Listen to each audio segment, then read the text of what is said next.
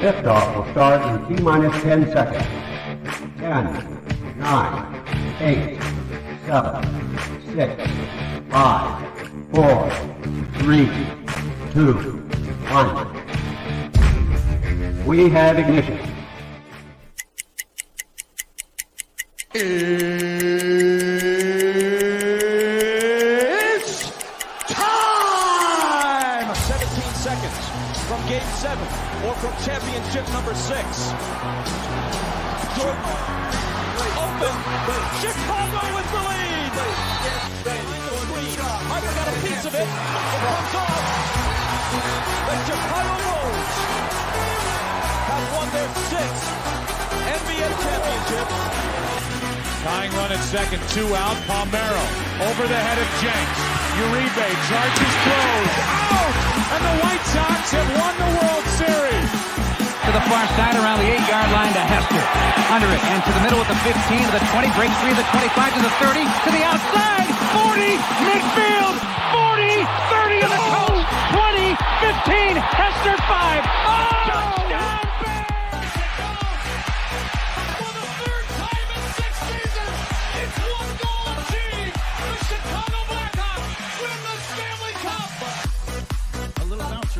Toward Bryant. He will glove it to Rizzo.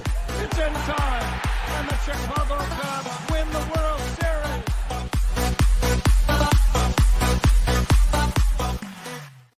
What up? What up? What up? Welcome to Shawn and Maya in the morning on this Monday edition. I'm your boy, the SuperBack, Shawn Sierra. Thanks for tuning in. Listen, if you're watching us on Facebook Live, well, then I guess you found us on Facebook. If you're not following us on Facebook, what? Listen, go to Facebook, type in Sports Zone Chicago, click the like button, and now you're following Sports Zone Chicago. Simple. But wait, there's more. Go to the show's page. All right, go to Shawn and Maya in the morning, like that page as well. So not only will you be following Sports Zone Chicago, but you'll be following the show, Shawn and Maya in the morning. Now, you're watching this on our YouTube channel. Excellent. And if you're not subscribed to our YouTube channel, for real. All right, listen. Go to YouTube, type in Sports Zone Chicago, click the subscribe button. Okay? Click the subscribe button. But also click the notification button. That's the little bell right next to it, and that'll let you know anytime a show from Sports Zone Chicago is going live. You get it? You got it? Good. Now, if you're watching us on our mobile app, what? Don't even tell me you didn't know we had a mobile app.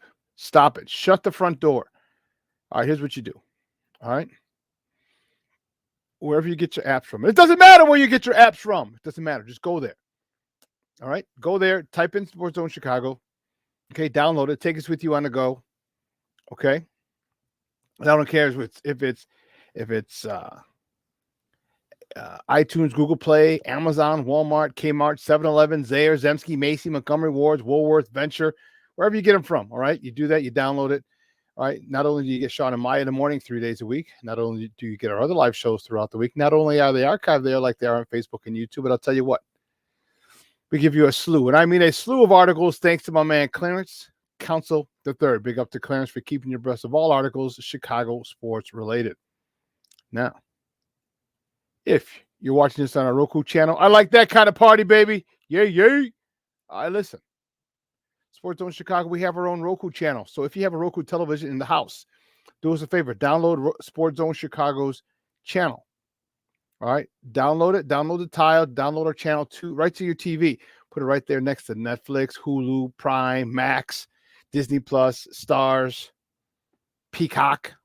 All right? Speaking of, the Equalizer was back yesterday with Queen Latifah. Teeth, big teeth. I like her. So download Sports Zone Chicago's tile to your TV, put it right there, and you can watch us live on the big screen. Hell, we're on the big screen, right? Mickey, Ficky, now. You can also tweet this show. You can tweet us at Sports Zone Shy. That's CHI at Sports Zone Shy. Now, if you want to follow me, just me, personally online, you want to know what I did? Well, let me tell you what I did. You want to know what I did? Here's what I did. I made it nice and easy for you folks. Nice and easy. One handle for Facebook, Twitter, Instagram, Snapchat, and TikTok. All one handle at the Shawn Sierra. If you want to follow my lovely co-host, Maya Akai, you can follow her on Facebook and Twitter at the Sports Chica. And if you want to follow her on Instagram, because you're an IGer and you do it just for the gram, we'll just follow her at Maya_Akai. It's MAYA_AKAI. Yeah, we got a great show for you, but I need you to get interactive. So whatever platform you're watching us on, whether it's Facebook, YouTube, our mobile app, all right, leave a question or comment on that platform. It'll come up here in a thread. I'll put it up on the screen. We'll incorporate it into the show. And that, my peoples, is what makes this the best morning Chicago sports talk show around. And that's you. So bring them all, baby. We want all questions, comments, smart-ass remarks, because ain't nobody scared over here. Like The Rock said, baby, don't sing it. Just bring it. Let's check out the chat, because, man, that chat is jumping already. Goodness gracious, great balls of fire. Let's see. Cornelius Squalls in the house. Good morning, Papa. What up? Be Smooth in the house. What's up, Brian? Thank you for tuning in. Thank you for tuning in, my man.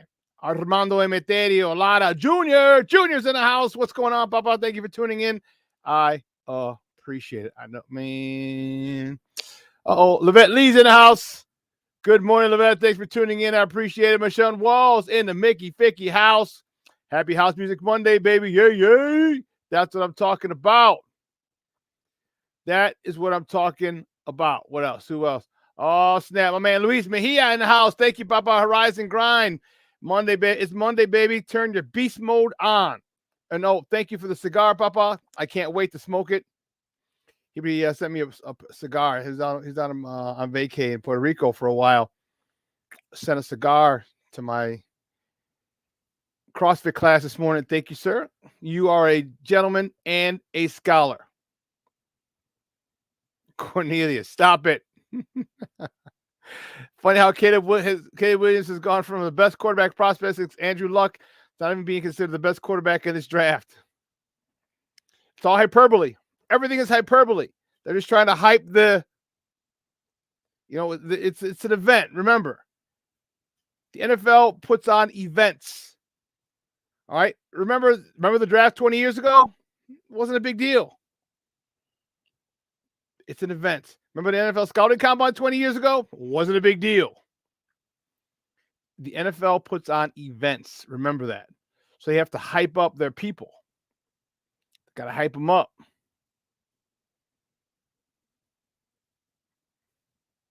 Oh, you like the Equalizer and the new show Tracker? I haven't seen Tracker. So, hey, if you like my new shirt, I'm telling you. So listen, we're going to have a swag shop open soon. I'm going to have a swag shop open soon. I am waiting. I should be hearing from the manufacturer today. I was in contact with them last week. So we're going to, they're doing some mock-ups and stuff for me today. They should have some today. So I don't know if it'll be up by the end of the week. Okay, but maybe by the end of next week, we might have the swag shop up and running. That's what I'm talking about. We'll have this shirt. We'll have some other shirts. We'll have a lot of Sports Zone Chicago swag. This shirt, however, I want to thank the wife of Ben Mull. So he got this to me, and he said his wife was the one who did all this work on this particular shirt. So he wanted to give her the credit. So I'm going to give her credit. So Mrs. Mull, thank you very much. This shirt is fire. I love it. I love it. Got my Bears colors, navy and orange. Coaching matters. Coaching matters. It matters.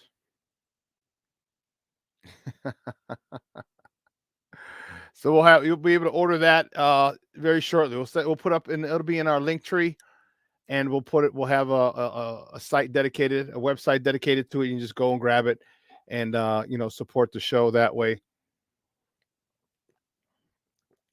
Don't worry, I got a lot of things. A lot of different t-shirt ideas. But we got cool stuff coming. Cool stuff. I'm telling you, you guys are gonna love it. You're gonna be rocking your Sports Zone Chicago stuff. It's gonna be dope. Dope.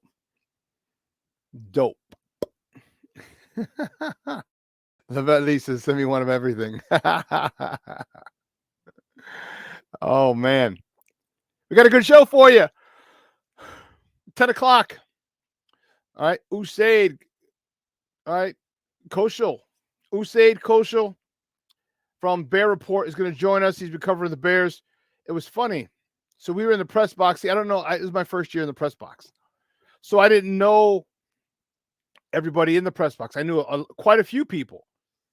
All right. I knew John Dietz. He covers them for the Daily Herald. Obviously, my guy Herb Howard. I knew Josh Friedman. All right. Alex Shapiro. I also knew who else? Oh, one of my former students, Joe. What's his last name? Joseph. I can't remember. But anyway, so I knew a good number of people. Then David Hall, we had gone back and forth a couple times on Facebook, and we finally got to meet. So it was pretty cool. And this is one of the guys that I didn't know. And there weekend, almost every week, he was there with me in the press box, and I just didn't know his name. All right, and then we started chatting on Twitter, and we were talking. You were in your press. I was in the press box. Oh, so was I. Front door, and then we didn't make it. It was toward the last couple games he wasn't able to make it into the press box. So we didn't get to meet formally. So we're gonna meet today, but it was pretty dope. And we've been going back and forth on Twitter, just talking about just Bears stuff. So, Usaid Koshal is going to join us. He's from the Bear Report. Got a lot to talk about. We got some spring training to talk. We got billionaires looking to use our money. Lord have mercy. NBA All-Star game to talk. That was crazy. Blackhawks to talk. Connor Bedard with his big old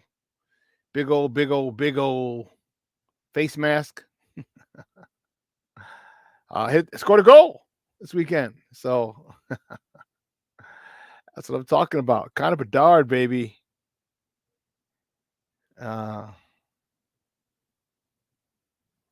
What? What was that? That is crazy. Okay, here we go. That was insane. I hit something on the panel. It kind of threw me off for a second.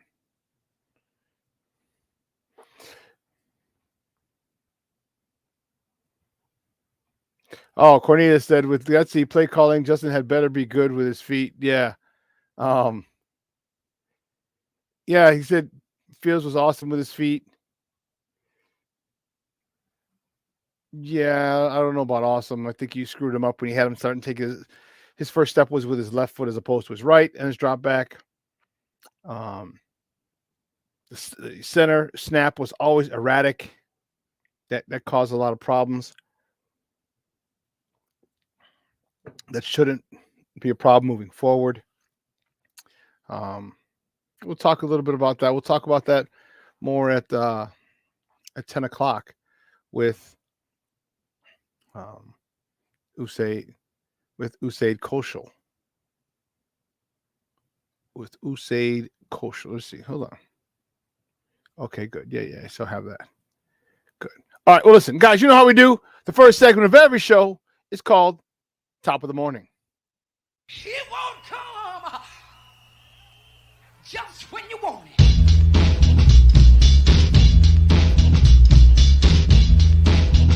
Top of the morning to you. Top of the morning to you. Top of the morning to you. Yeah. What are we doing here?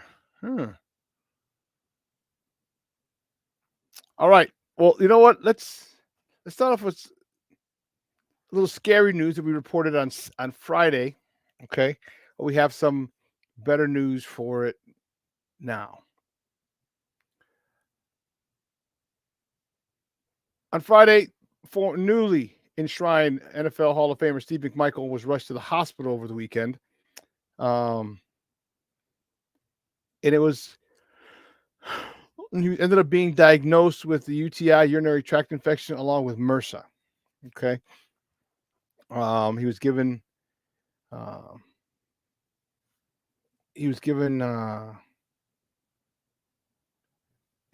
penicillins. And this is from Jared Payton. Okay. Steve is currently getting a blood transfusion and has MRSA. Asking for your prayers to get Steve through this difficult time. Steve, his family, and close friends believe in the power of prayer. Thank you. That was from the McMichael family. Jared had posted that on Twitter. Okay. Well, the next post from Jared was a much more positive one. All right. Next is the next top of the morning topic. Great news. Mongo is feeling better. He is responding well to the antibiotics. The hope is to have him back home on Tuesday. Please keep sending your prayers and thoughts and prayers for Steve and his family. So, man, you talk about actually something really, really, really good. I mean, it's, man.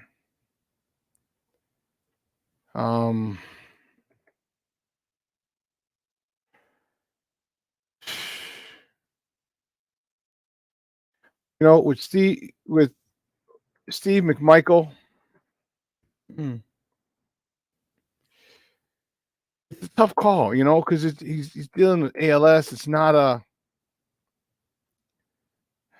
it's tough. It's tough, he's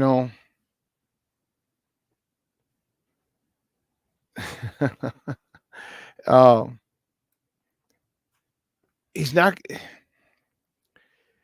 He can't improve. That's the issue, and that's the thing that stinks, is that he can't improve. All right. I mean, his mind is still there. Physically, he just can't. And, I hope that one, he comes through this. Two, that he's able to make it to the Hall of Fame induction ceremony, which is going to be in August, late August, early September. Okay. He'll be there. Jared Payton will be inducting him into the Hall of Fame. How cool is that for Jared? All right, he got to induct his dad when he was 13, and now he gets to induct one of his dad's teammates, Steve McMichael, into the Hall of Fame. How awesome is that? What an honor for Jared. I know he's fired up about it. It's humbling. It's humbling, and this is why when I talk to you guys, and a lot of times I'll tell you, send a text message to people you care about. All right, I did it the other day, so now me and my buddy Manny are going back and forth trying to figure out dates.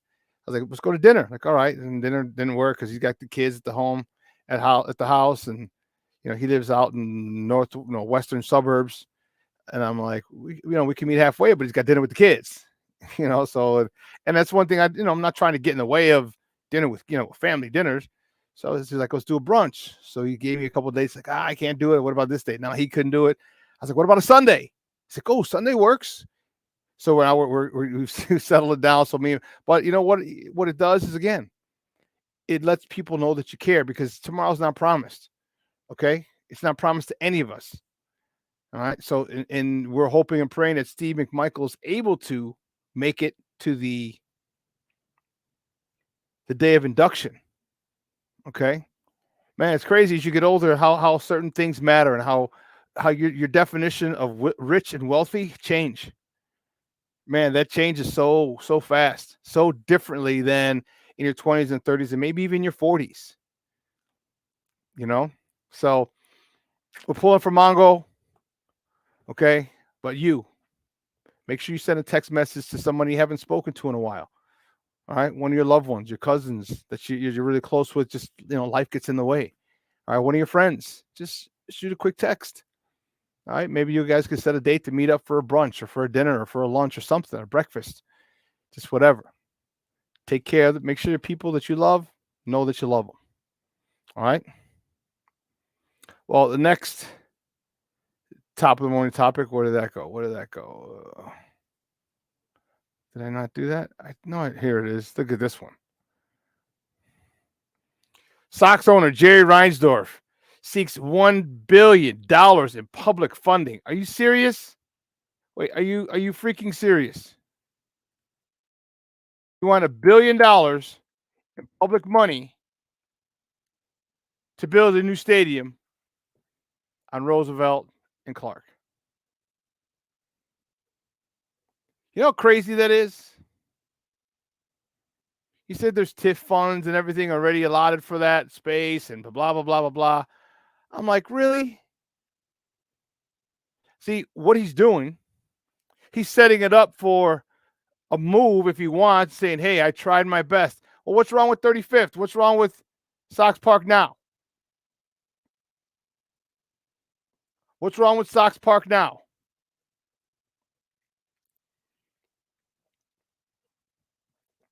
Easy access, 35th Street, the Ryan. After tons of upgrades and you know, it's a great park, very fan friendly, family friendly. All right, you got the kids fundamentals deck, you got the speed pitch, top 5 in food, in stadiums for food in Major League Baseball. Come on, man. I mean, if you want to leave, leave. And you know what? Fine, leave. You know, and here's the thing: is like they've had renderings already. What it's going to look like. All right, here's what it's going to look like.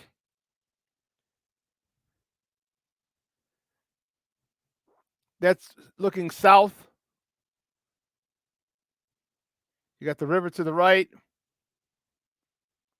Clark Street would be to the left. Here's another rendering of it. Like I said, that's looking southbound. Here's an inside shot of the stadium.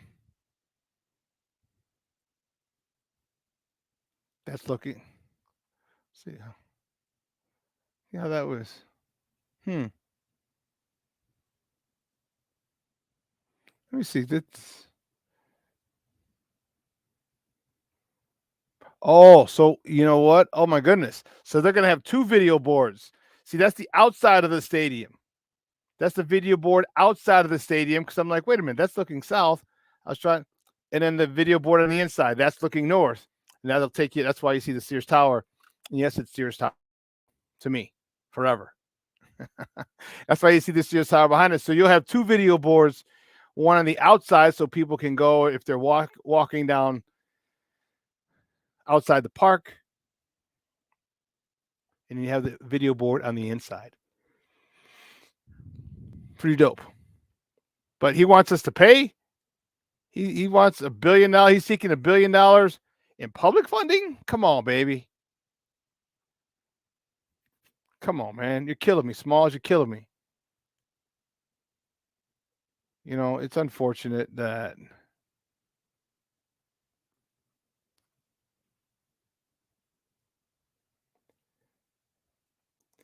it's unfortunate.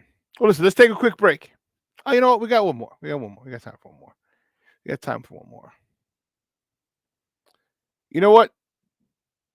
The NBA All-Star Game was this weekend, and it started with some pretty cool stuff. Peep this. That is a shame. Knock it down. Oh, man, look at this stroke. Yeah. Like it had eyes. Yeah. Like it had pressure on him. Put that pressure on him. Put that pressure on him. That's what I'm talking about. Put that pressure on him. Hey, you can't beat a person that don't miss. Best you can do is tie it. She's slow. She got a little tired. I don't know, man. Maybe you're right, Reg. Maybe you're right. But she's proving you wrong, Reg. Prove Reggie Miller wrong. Yeah. She's going to beat the record with the guys we're doing. She's going to get over that. Oh, no question. 24. 26. Oh, she's right there with you. Your average there. And the thing about it, his money rack is the last rack. So he'll be warmed up by then. Yeah, he's not your average there. You think he's counting in his head, Reg? And again, his money rack is to come. So it depends on what he's going to have going into that. I'm just saying. I said he had to be perfect on that one. 10 seconds. He got it. He got it. He got it. He got it. Look at him. Oh, he got it. Oh, that was dope. It was awesome. Battle of the Sexes. All right, Battle of the Sexes. I thought was great. All right, again, those clips courtesy of ESPN. What the hell's wrong with my face? I look like Terminator. T2. Steph edged Sabrina Ionescu in a 3-point shooting contest. And it was interesting. There was a little bit of an issue. Watch. I think she should have shot from her. She should have shot from the women's line. That would have been a fair contest. I still root for Sabrina. We all are rooting for Sabrina. No. This is not She should have shot from the 3-point line that the women shoot from. Why are you putting those boundaries on her? That's not a boundary. That's what the game is. She wanted to shoot. They have a smaller ball, don't they? She shot with the WNBA ball. WNBA ball is smaller. She shot with the WNBA ball. Yeah, but she should have shot from the line. There's a women's tee in golf and there's a men's tee for a reason. No. Shooters shoot. Isn't that what you said? Yeah, but they shoot from where they shoot from. Thank you. No. Sabrina, good job, Sabrina. So there was the issue. Katie Smith says she should have shot from the WNBA line. All right, so she shot from the NBA line, but she did shoot with a WNBA ball. Now, and some people, and you heard Reggie Miller saying, "Oh, why, blah blah blah blah blah blah," and I understand, I get it. Like this is where it makes sense. What did he say? He said she shoots from where she shoots from. She shoots from her 3-point line. Okay, and I get it. And he's not. Diminishing her, saying, what he's saying is like, this is how in her league, this is where she shoots it from. But that, the fact that she shot from the NBA 3-point line, did as well as she did, that shows to her, that goes to show how great of a shooter she is. That goes to show. And there's a lot of things on social media about it. Oh my God, how can you say that? Blah, blah, blah, blah, blah, blah. I understand his point. Like she doesn't shoot from the NBA 3-point line. She shoots from the WNBA 3-point line. And I wouldn't have had a problem. And I don't think Steph would have had a problem either. But you know what? The way she showed out, it played out perfectly. It played out shooter shoot. And I thought it was great. It was, and Steph looked nervous for about 10 seconds. Like, don't worry about it. I got it. Don't worry about it. I know. Don't worry about it. Well, I'm straight. Steph is a man. Probably that's why he's the greatest shooter of all time. Greatest shooter of all time. But listen, let's take a break. On the other side of the break, we'll have a couple more top of the morning topics. So don't go anywhere, folks. Keep it locked right here. Shawn and Maya in the morning on Sports Zone Chicago. Hey, it's your boy, the SuperBack, Shawn Sierra, and be sure to follow Sports Zone Chicago on all social media platforms, on Facebook, Instagram, and our Roku channel. You can find us at Sports Zone Chicago, and on Twitter, we are at Sports Zone Shy. Also, be sure to download our mobile app so you can take Sports Zone Chicago with you on the go. Time out. How are you feeling right now? Happy? Excited? Angry? Overwhelmed?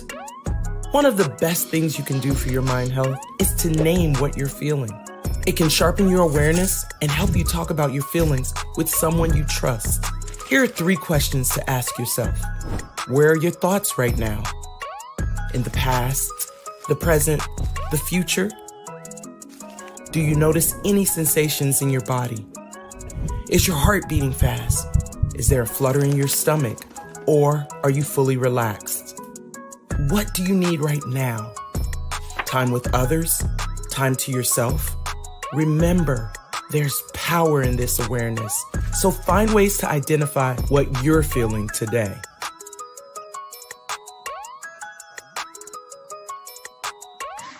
Hi, guys. Hey.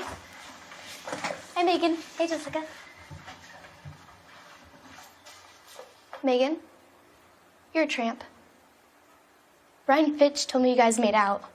Everybody knows. He said your breath smells like garbage. And he almost puked. He says you're the most desperate girl he knows, besides your mom. How many boyfriends does she have anyway? Lots? Your makeup makes you look like a clown. That zit is huge, zit face. Ugly.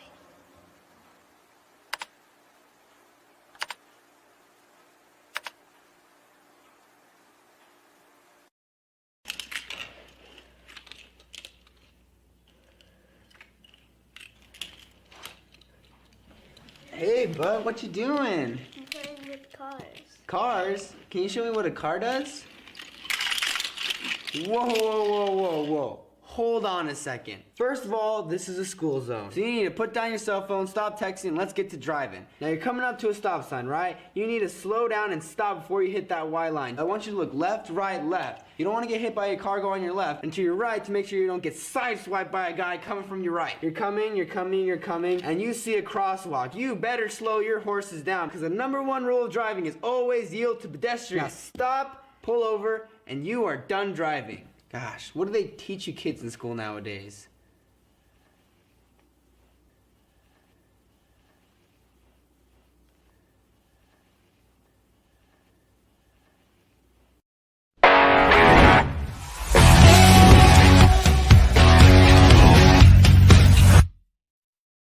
I think she is the Stephen Curry of women's college basketball. I think she has changed the dynamics of the way the game is played. I think the way she plays, the pizzazz, is like she's probably the most prolific scorer the game of basketball has ever seen. Unmatched. I am unwilling, and maybe it's more the Kobe mentorship around me, to say that she is great yet. I think she is the most prolific scorer the game has ever seen. I hold great, or the levels of immortality, or the pantheon, to when you win championships. I'm not saying that she's not at a high level, but for it to go to the states of immortality, in my opinion, it has to culminate with your team winning a championship. Welcome back to Shawn and Maya in the morning at Sports Zone Chicago. That clip courtesy of ESPN. That was Jay Williams talking about Caitlin Clark. Will not call her great because she has not won an NCAA title.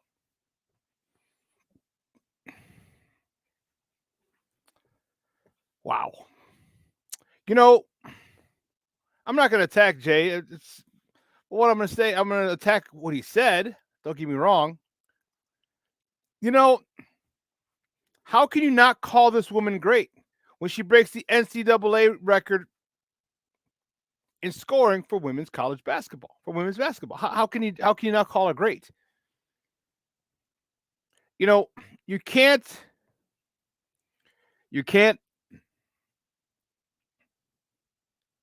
define greatness only by championships, okay? Because otherwise, then there will be a lot of people who've played professional sports, or even college sports, that aren't great. So you mean to tell me that Larry Bird wasn't great in college because he didn't win an NCAA championship? He lost in the title game to Magic Johnson.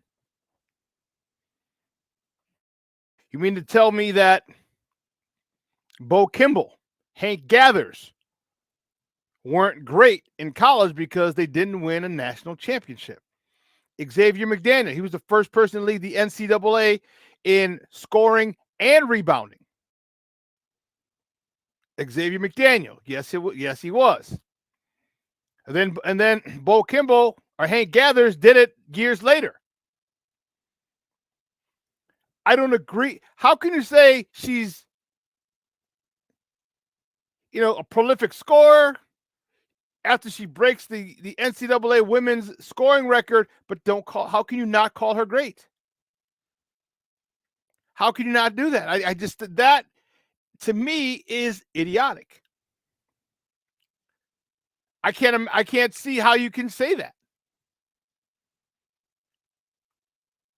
She's great. She's a prolific scorer. She just broke the NCAA record for women's scoring, but she's not great. What? And she gives out assists too. It's not like she's just a ball hog. She's not a black hole where as soon as she gets the ball, she's shooting it. She's not a chucker. And in college, it's tough. College, it's tough. You had a couple of programs for years. Well, first Louisiana Tech, but then Tennessee was winning it damn near every year. Connecticut came in the picture. There was Tennessee and Connecticut going at it back and forth. It was usually one of those two teams. So if you didn't go there, LSU now is one of the new schools out there, with Kim Mulkey as their head coach, Angel Reese as their superstar. Iowa now. But for programs to exist, they have to keep recruiting and recruiting. They got to keep restocking the shelves, so to speak. And it's difficult. Now it's difficult. It's more difficult than before. Because now everybody has a personal coach. Everyone wants NIL money. Who can give me the most NIL money? That's where I'm going.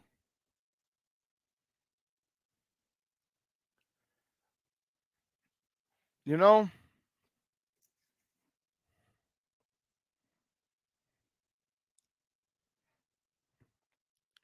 I agree. Women's hoops gets hated on so hard. Man, it's unbelievable.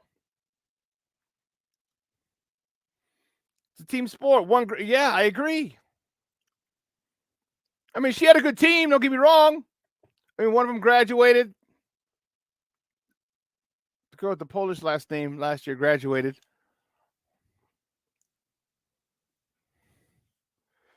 But that'll be dope. Caitlin Clark and Damian Lillard. That'll be dope. I think they should do that every year. I think they should. Cornelius, you're right. So Akeem's not great, huh? According to his metrics, Akeem's not great. Clyde Drexler's not great. Patrick Ewing's not great. Reggie Miller's not great. Charles Barkley's not great. John Stockton's not great. Karl Malone's not great. Sean Kemp is not great. I think Gary Payton won one with the Lakers. I mean, Michael stopped all those people from getting a title in his run. All those people. I just think the bad thing to say. It's my opinion. You know, I think it was just a bad thing to say. Yeah, there's no need for that, dude. Really?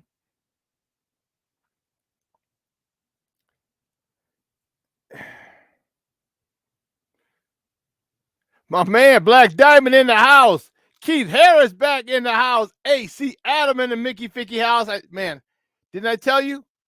I don't know a lot about a lot, but I do know more of the usual suspects are going to chime in. I knew it. I know it. I know it.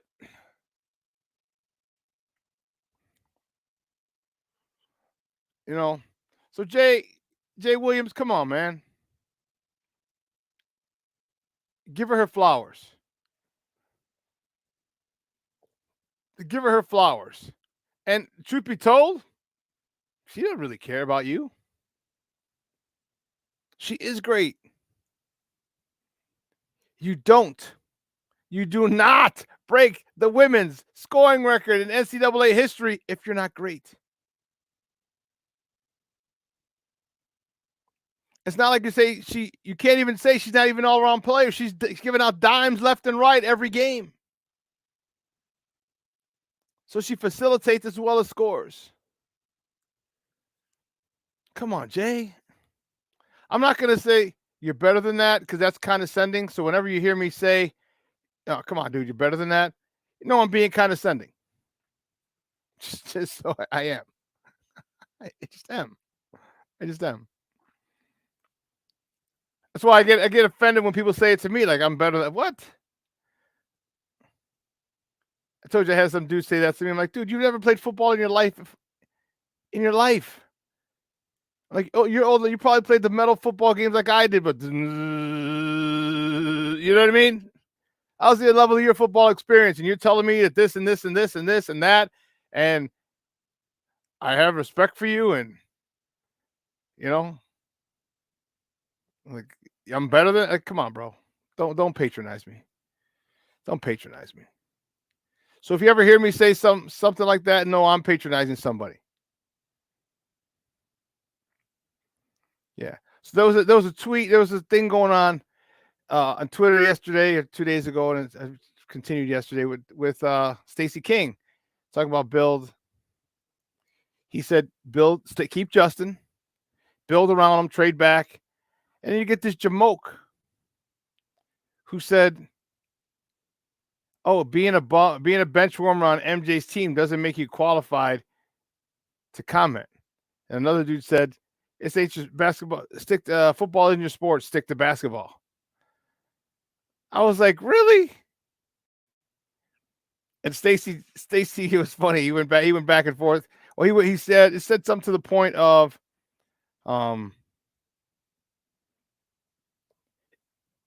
he goes, "You're sitting there trying to do it." He goes, talking about and critiquing something that you wish you could be. I was like, "Tell him, Stace. Tell him, boy." Because, man, some people just really just don't care.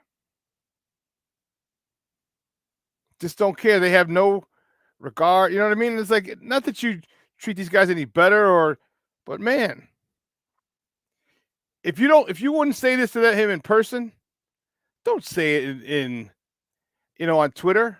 That's my biggest thing. When people want to say shit on Twitter and to someone, and damn well they wouldn't say it to the person's face. It's like, come on, man.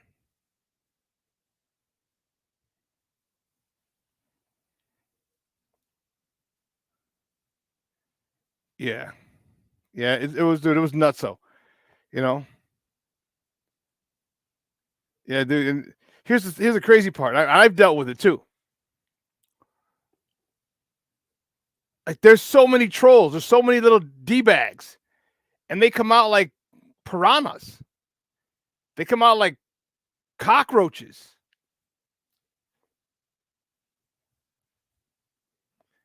And when one, well, you're this, you're this, you're this. Do you realize how difficult it is to be an NBA player? Do you realize how difficult it is to be a pro player in any league? Do you realize that? No, they don't. But these 25, 35-year-old jamokes, oh, well, you were just a bench player on MJ's team. And?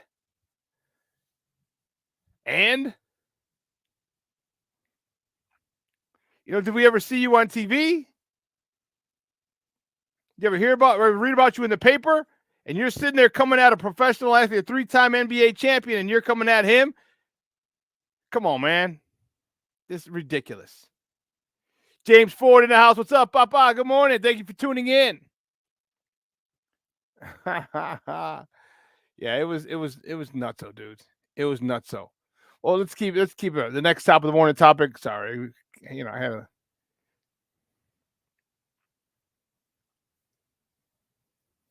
NBA All-Star weekend, baby. Oh, come on, silly, wrong one. All-Star Saturday. The dunk contest. This means something. I may have to. Denny, I would say that's a good dunk. There it is. Oh, that's nice though. He said he was going to do 2 dunks that we've never seen in the dunk contest. Well, let's see it.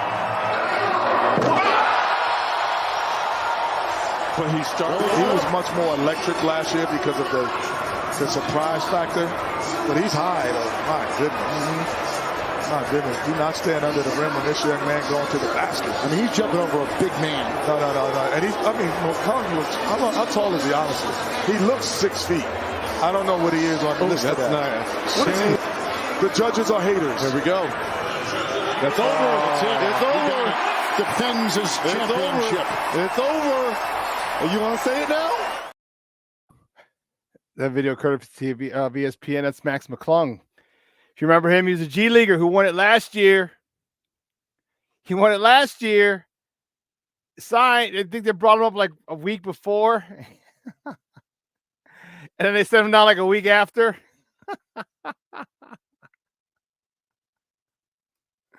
Oh man, I thought that was hilarious.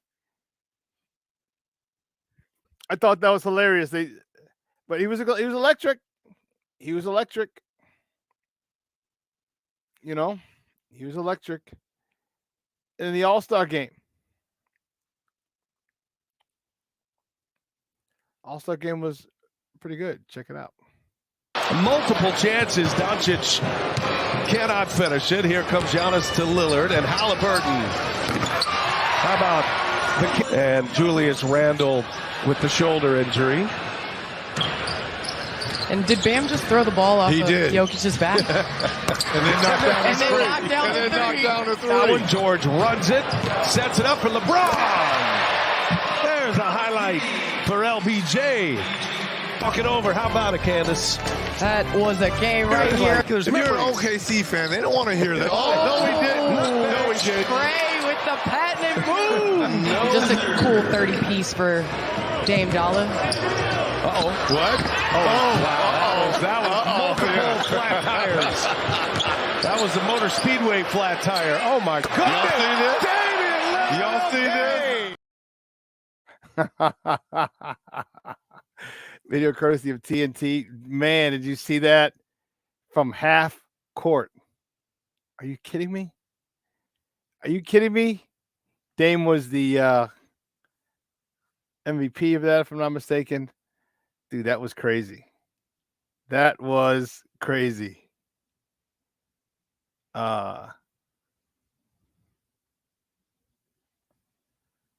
that was... So now, is he going to be shooting from half court now? So he wins the 3-point contest, gets the game MVP.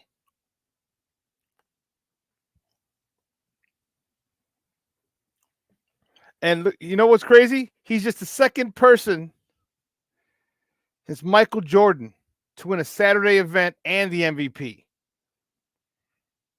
Remember, Michael won the dunk contest and the MVP, and there's no one else who's won the dunk contest and the MVP or the 3-point contest and the MVP till. So who's the other person? They said,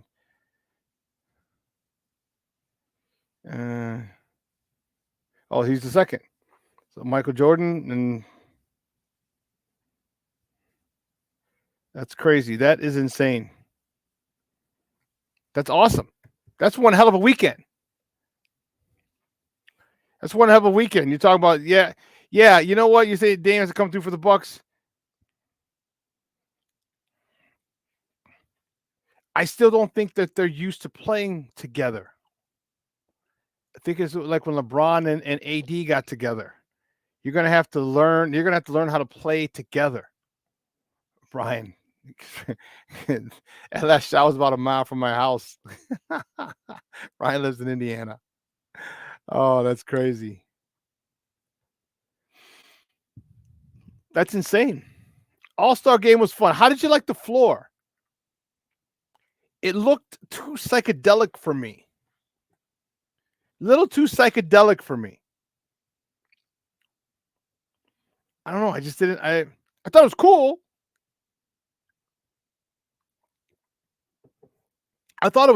Don't get me wrong. But a little too psychedelic. There's like too much going on. Like, whoa. It was glass. Like I didn't recall people slip, So I wonder what they treated it with. Or AC Adam, good morning, Baba. It's about time for the 4-point line with the range. Dude, I wouldn't doubt it.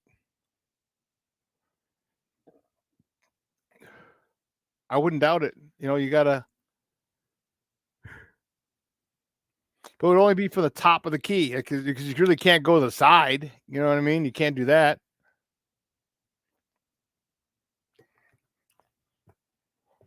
So it's had to be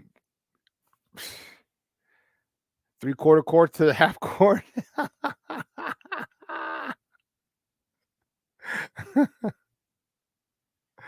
Dude, that was tough, but it was good. It was a great. I liked it. Like I said, I don't know how it felt there. Look, check this out. As is Dame, by the way. Yes, as is Dame. Into the All-Star break, Dame Lillard, the 4th leading scorer in the NBA.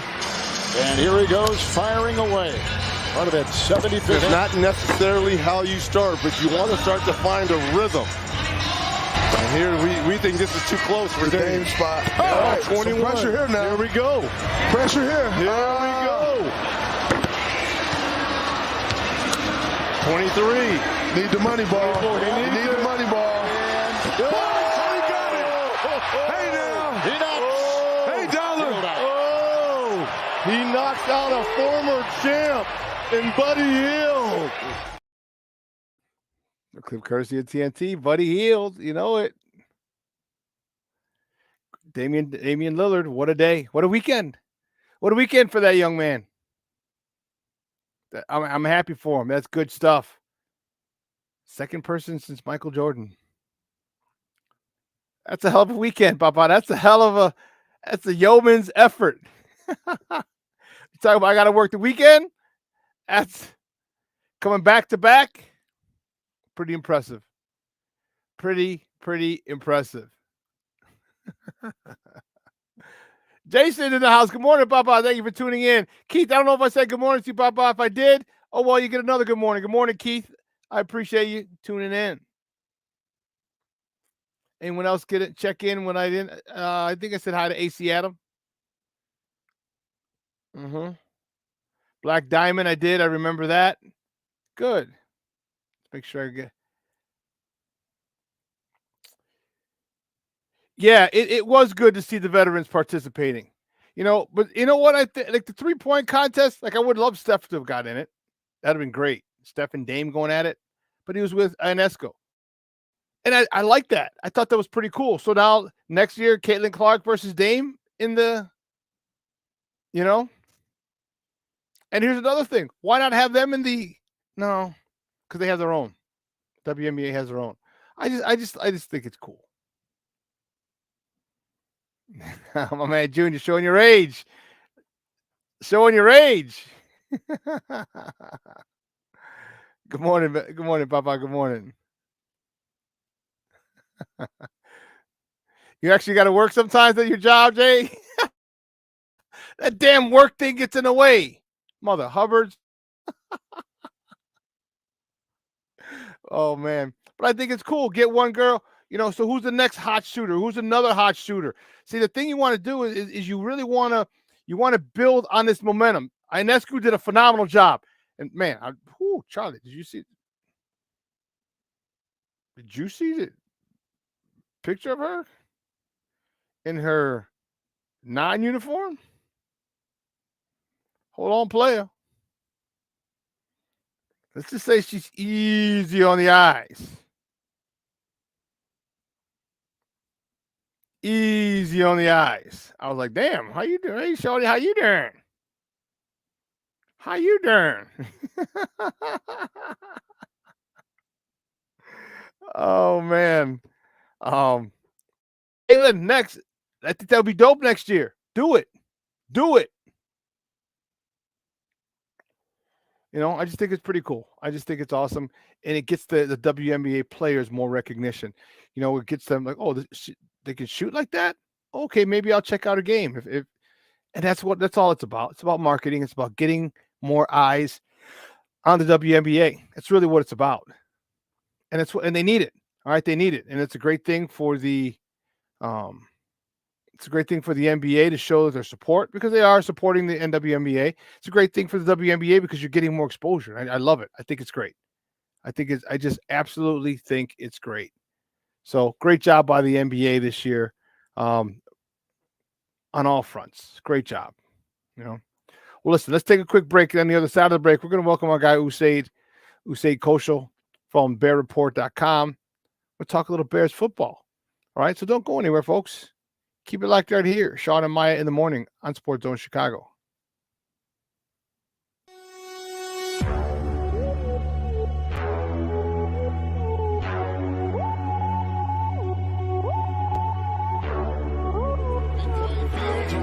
17. Back he goes. Here comes Chubb. There goes the ball. Touchdown! Mooney! Jones will walk at the left tackle. Time for Fields. Now he'll accelerate to get the first down. Great tackles, and he's off to the races. Oh, he got a terrific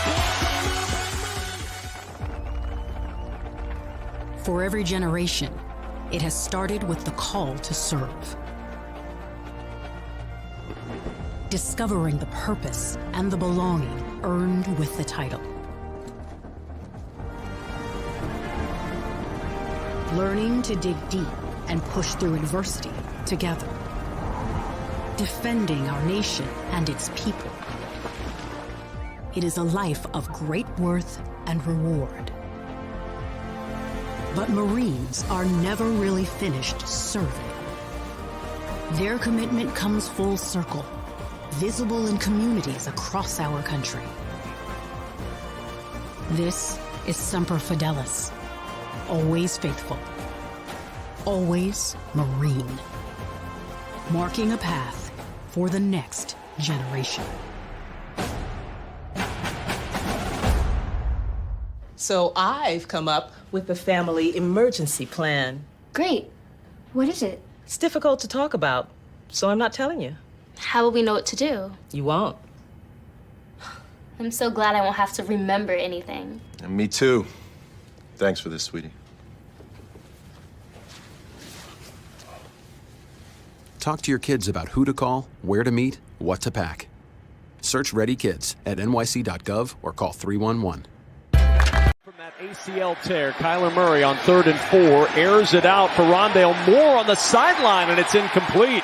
Working against Kyler Gordon. It's been the fourth quarter that's been the problem for Chicago as Herbert gets the carry, and again, Khalil Herbert finds some room. Personnel like this, 22 personnel. Jones, the motion man, Fields with time, floats it for Cole Kmet, who pulls it in at the 48-yard line. Chicago. And Fields on a design quarterback run with a good block in front. Fields down the sideline, tiptoes his way out of bounds near the 10-yard line. Second down and goal. Khalil Herbert, the running back. And Herbert, the carry. Trying to get to the edge. He does. Does he have speed to get to the end zone? He does. It's a Bears touchdown. Welcome back to Shawn and Maya in the morning on Sports Zone Chicago. Those video clips courtesy of Fox. A lot of questions. A lot of questions, man. A lot of questions. Whoo-wee. My first guest is, he covers the Bears for Bears Report, bearreport.com.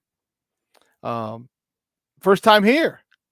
I'm excited to have him. Like I said, we share the press box, and we just never knew we were there. So you can find him on Twitter at Usaid Kosho. Guys, let's welcome to Shawn and Maya for the first time, Usaid Kosho. Usaid, what's up, Papa? Good morning. I am doing well. How's it going, Shawn? Thanks so much for having me on here. Man, no problem. No problem. I mean, we are, press box mates, and so just could never coordinate the time to get there. That's funny. That's so funny. But you saw those clips. You saw the thing. What are you thinking? We'll talk about the main thing in a second. But what do you think are the biggest needs for the Bears going into this offseason? I mean, it's a lot of needs that they have to address. And again, I think, looking at it, just diving right into it, everyone knows the quarterback's a big question. Like, it's the worst kept secret in the NFL for basically the second straight year. The Bears need to figure out what they're going to do with that first overall pick, that quarterback. And then you look at everything beyond that. They need depth on pretty much everywhere along the offensive line. I look at the wide receiver position. Well, you need depth there because you have DJ Moore and then Velus Jones and Tyler Scott. Darnell Mooney, again, is a big question mark, who, again, he's been a big question mark the last 2 seasons. At tight end, yeah, you've got Cole Kmet, but, I mean, you need a hell of a lot more depth behind him. The interior of the offensive line, I mean, everyone loves to sit there and cite these PFF stats about Tevin Jenkins and Nate Davis. Now, I'm going to tell you this, being a high school football coach in the Chicagoland area, the analytics and all that are fancy, but at the end of the day, it just comes down to what are you going to go ahead and what are you going to put on tape? And so Tevin Jenkins, Nate Davis, again, two guys that have really been in and out of the lineup. Especially throughout the 2023 season. Jenkins never really been healthy. The Bears have to figure out center. So they need to basically rebuild and add to the interior of that offensive line. You switch over to the defensive side of the ball. And again, my argument is this. Some more defensive line depth would be nice. Some more depth at the linebacker position would be nice. I know that there's been a lot of people who have kind of taken to social media and said, well, they need to go out and they need to sign another big pass rusher. Now, my argument has been this, is that if you go ahead and you invest all that money in Tremaine Edmonds, you invest that $20 million in TJ Edwards, you go ahead and you spend 11 picks on defense over the last 2 years in the NFL draft, and add the fact in that that's basically 4 second-round picks plus a 5th second-round pick from this year for Montez Sweat, plus another $100 million. Well, then you should, at the end of the day, have given Matt Eberflus enough to compete. So there's, as fancy and as nice as it sounds, I mean, there's not necessarily another need for having a big pass rusher on the roster. So, or a big name pass rusher with another massive contract on the roster. Yeah, I look at it and I say, hey, listen, whatever you've spent the last 2 off seasons building up the defense, your needs this season are catered towards the offense, and this is going to be the year and off season where you need to invest in offense, because this team and franchise has never really been good at building out the offensive side of the ball, and it goes beyond the quarterback position to me here. Okay, so you're saying you don't want no big price free agents, so no Danielle Hunter, no other. Are you okay? What about, would you be okay with getting a mid-tier like a Espinoza, the young man from Buffalo, who's scheduled to make about $4 to $6 million per year, defensive end, and he's come from who's the defensive line coach we just got, DC? He came with him from Buffalo. Williams, I want to say. Are you okay with getting someone of that, or you just want to go straight to the draft, use Dominique, the guy draft pick, Dominique, who's the other guy? And then Robinson. Dominique Robinson, and then DeMarcus Walker. Are you good with those guys, or what do you want to do with that other defensive end spot? Yeah, I look at that other defensive end spot and I say AJ Epinesa makes a hell of a lot of sense for this team. Number one, because he was in Buffalo for the last couple of years with Eric Washington, the new defensive coordinator. Number two, fun little fact about AJ, but he played his high school football at Edwardsville High School, which is like 4 to 5 hours south of here, Chicago. So that's how you Edwardsville, yeah. So I look at that and I say, hey, listen, he went to Iowa, but was at Edwardsville High School. So I look at him and I say, hey, Ryan Poles loves his homegrown guys. He makes a hell of a lot of sense for this team. You also have to factor this in, is that AJ Epinesa is very much the type of low risk, high reward type free agent that is looking for a second contract that could really pop off and be kind of one of those bargain buys for Chicago. I mean, we look at last year when they signed DeMarcus Walker to that 3-year, $21 million deal. You look at what they've done with guys like Rasheem Green over the last few years too, and the Bears want to have that rotation alongside some of the other defensive ends and tackles. So AJ Epinesa just makes way too much sense for this team. And then you also factor in, I mean, how much familiarity does this coaching staff and this front office love? So you're bringing in guys that kind of grew up in the state of Illinois. You did that with TJ Edwards and Robert Tonyan. But then also, if you look back at Ryan Poles' first offseason, I mean, he went out and signed Byron Pringle. He brought in Equinemius St. Brown, who, again, at the time was very familiar with Luke Getsy. So there's this kind of clear thing here. Matt Eberflus went ahead and advocated for Al-Qadim Muhammad when they were together in Indianapolis. So it's very clear that it's a front office, it's a regime, it's a coaching staff that they love to bring in guys that have been developed by other coaches on the staff and essentially been developed by other buddies in other spots.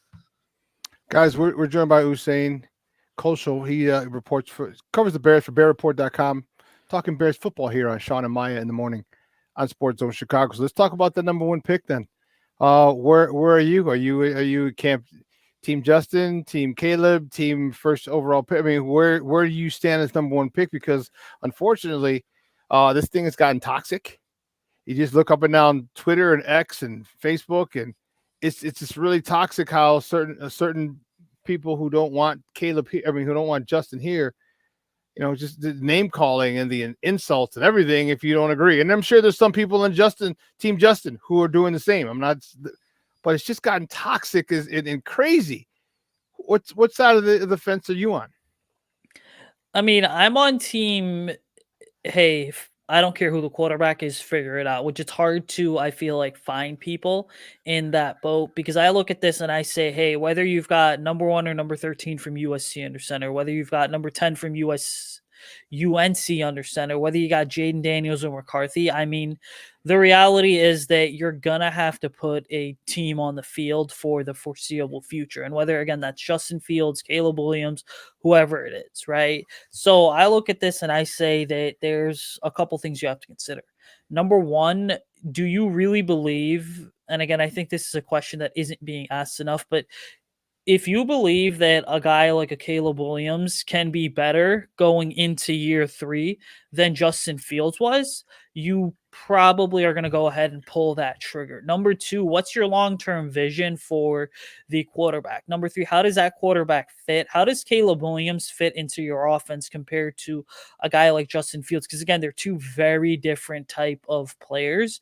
And so I look at this and I say, yeah, they're going to have to make a decision, but it ultimately is going to come down to what's your vision? What's your fit? Where do you believe the development process is for Justin compared to Caleb, especially because you've had 2 years with Justin Fields at this point. And so to me, it shows that, yeah, you have some advantages with Justin Fields, but if you don't believe he's going to be the guy that's going to take a massive step forward in year 4, you're probably going to start over. And then again, from Ryan Pohl's perspective, you're looking at this and you're saying, hey, I've been here for 2 years now. This is my 3rd year. I went ahead and I tried to make it work with the guy that was given to me. It didn't work out. I need to take my big swing at this, because it kind of goes back to the first question that you asked, where all their signings and moves this offseason need to be about the offense. And again, if you bring in a young quarterback, you're building that young core, that young nucleus that is going to allow these guys to go ahead and grow together, which is going to be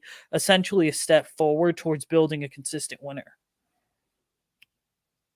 But that doesn't tell me what you want. What would you do? So you're saying you want to fill out the team. So I'm not going to assume, and I'm not going to put words in your mouth. So I'm asking you. So if you want to build out this team, do you trade the number 1 pick, or are you saying draft Caleb? What would you? Okay. Oh, you just got promoted. All right. You're leaving BearReport.com and you're taking over Ryan Pohl's position. All right. Get out of the way, Mr. Poles. Thank you for your service. What do you do? Usaid GM Usaid Koshal.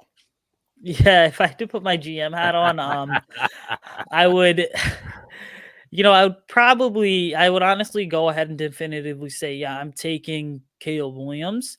And again, that's simply because I'm looking at this and I'm saying, hey, Justin's been here for 3 years. He hasn't been in the best situations. It's not necessarily my fault as a GM that he hasn't been able to produce, irrespective of the circumstances around him. This is more so about me trying to build out a long-term winner. And if that vision doesn't include Justin Fields, then so be it. It's ultimately a situation where, I have to go ahead and I have to take a swing at this thing, because I feel like as a GM, I've built a stable enough situation around around Caleb Williams, to the point where he's going to step in and he's going to succeed, because I've done my job by drafting an offensive tackle, acquiring DJ Moore, giving him the pieces that he needs to succeed. So it's ultimately on Caleb and the coaching staff now. Okay. What about, I mean, what kind of haul are you going to get? Like if you don't trade that number 1 pick, you get 1 player. Okay. And it's a 50-50 shot, right? If you do trade that number 1 player or number 1 pick, you're going to get multiple players. How many? We don't know, but at minimum 3. Even if it's just Washington, they're probably gonna have to give up three assets, maybe 2 firsts and a second, a first, a second, and a player, a first and 2 seconds. So getting 3 and looking at what Ryan Poles did last year. Okay, we got 3 starters out of that. We got DJ Moore, who's proven. We got Darnell Wright, and we got Tyreek Stevenson. So would that getting 3 more starters help whoever the quarterback is, or would you trust that the quarterback can really cover all those holes? And offensive, it's tough to cover holes. Yeah, tough to cover holes. I would say that the 3 players would definitely help the quarterback out because you would have more consistency and stability. It really, for me, depends on who are those 3 players that you're going to get. Like if you're, let's just play hypotheticals here because that's all we're doing anyway. If we're playing a hypothetical scenario here and you are on the phone with Washington and they're willing to send over, let's just say, a Terry McLaurin as part of that package, like to me, hell yeah, I'm taking that deal because as one of the 3 players, forget the other 2. But if they're sending over a guy like Terry McLaurin, it's like, heck yeah, I'm taking that deal. And the reason being is because Terry McLaurin, to me, over the last few years, has been one of the more underrated wide receivers that's continued to produce, doesn't necessarily get enough credit, and is kind of a really solid player on a team that, again, from ownership all the way down to the coaching staff, has really had this high level of instability around him, but has still managed to get the job done. And I'm looking at that and I'm saying, absolutely, I want Terry McLaurin. Now, it gets deeper to where, let's just say those second and third players, depending on what they are, if it's a pretty decent center, yeah, I'm taking that because it's nice to have a veteran in the middle of your offensive line that's going to provide a high level of consistency that's basically going to be the quarterback of your offensive line.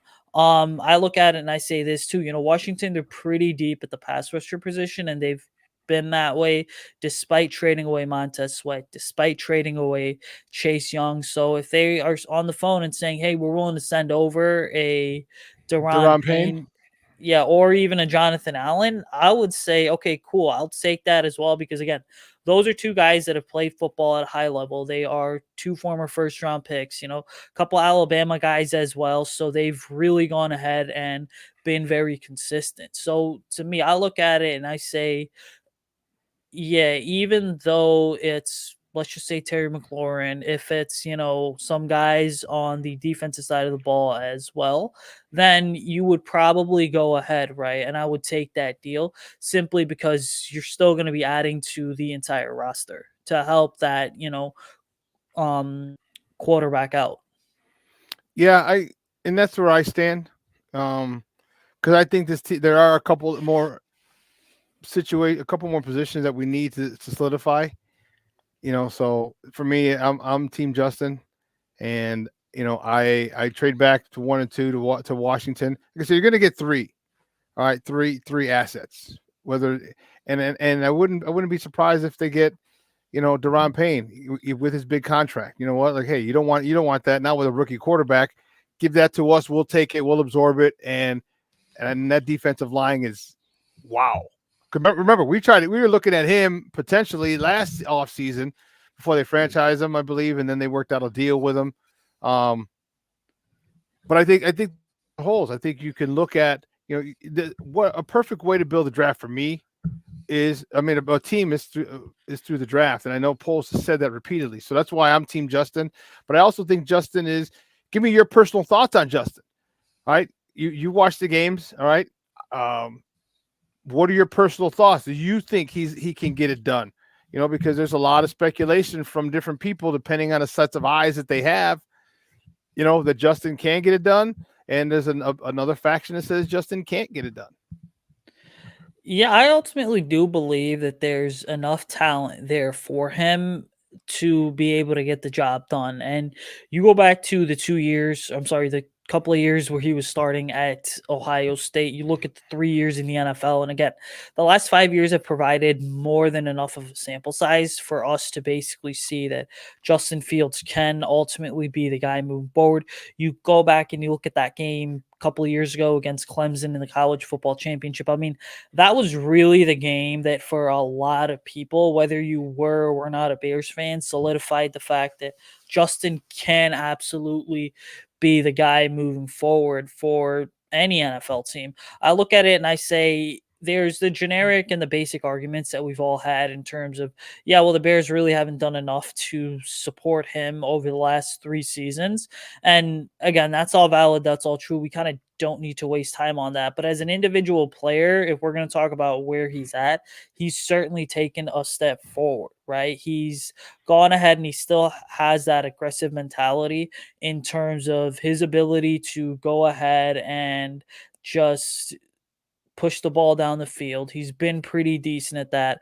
But then you also look at he's gotten much better as a passer in the sense that if you look at 2022 versus 2023, there were clear indications where he was trying to go ahead and be a pass first quarterback more. I ultimately look at the way he's reading defenses as well. Like he's reading them at a more efficient pace too, and basically going through his reads in terms of 1 to 2 to 3.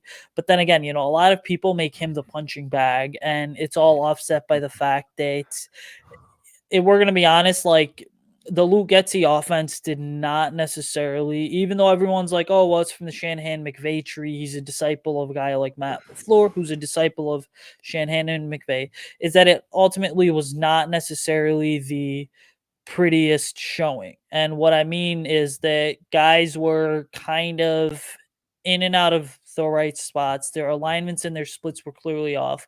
Luke Getsy, who just loved to call screenplays, I think you ultimately look at it and say that you had veterans like Darnell Mooney, who on tunnel screens were not even in the right spots and we're not necessarily running everything properly. I know that there was the week 2 game against Tampa Bay, which is probably one of the most famous examples out there of how the hell did DJ Moore and Cole Kmet end up in the exact same spots when they were basically running one was running a hitch, the other one was running a hitch as well. So how those guys end up in the exact same spots. And so it was kind of this mass breakdown of the entire operation around him that never really allowed Justin to fully get into this rhythm. And, it's a 17-18 game season at this point. You ultimately look at things and you say it isn't about how you start, it's more so about how you finish. And he finished the year on a much higher note despite all the dysfunction around him, which again really just speaks to the coaching staff and the lack of stability that they went ahead and they failed to establish. And I would even throw, when we talk about the lack of instability or the instability that was established, I would even throw Ryan Poles under the bus here too. And I would go ahead and say, hey, listen, dude, you could make an argument for the fact that Ryan Poles was ultimately too patient and too content in terms of the offense, which again, to me is really surprising because he did come from Kansas City, where when they saw that something was wrong, they pretty much went out and spent the money and the resources and went ahead and stacked the offense, signing guys like Joe Tooney, drafting Trey Smith, Creed Humphrey, replacing vets that just weren't producing at a high level. I look at Ryan Poles and I say, all right, cool. You traded, for Chase Claypool. Didn't work out. You went ahead and were content that Chase Claypool was going to work out despite the fact that he missed pretty much all of last offseason or half of it, rehabbing from soft tissue injuries. Like, all right, cool. You traded for DJ Moore and you signed Cole Kmet to an extension, but did you really do enough beyond that? You as a GM, you spent a 4th round pick on Roshan Johnson, but you didn't necessarily pressure the coaching staff into getting him into the game more. So there's a lot of kind of wasted potential that was there. And so I would even say this, like last offseason, Poles did some good things to kind of help Justin Fields building up that defense, but he didn't necessarily do a whole lot for the offense, which again, as good as Tyreek Stevenson and Jervon Dexter looked for the Bears last season. I mean, you could have easily taken those 2-2s and spent them on, offensive players as well to kind of allow Justin to take that next step forward. Because I think, when it comes to the offense in this league, we are at a point where guys for other teams like wide receiver and